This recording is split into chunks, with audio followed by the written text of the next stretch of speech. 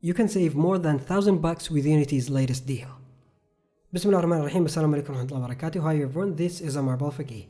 I want to share with you Unity's latest sale, 30 for 30 mega bundle. You get 30 assets for only $30, which is $1 for each asset. The assets are top quality and their original price isn't cheap. The original total price is more than $1,300, which is a lot, but now it's only $30. You can find environments from nature to cities, from realistic to low poly. And not only environments, you will also find game packages for first-person shooter, multiplayer, and even a plugin to export from Unreal to Unity. And then there are the subtle assets that will improve your game feel, like a weather system, bouncy animations, UI, and much more. So you can see the range of these assets is very wide, and I'm honestly excited to try them.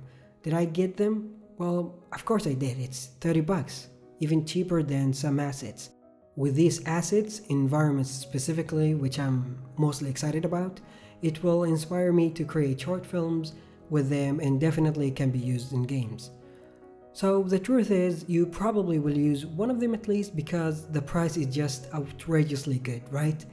But don't make that pressure you into buying them.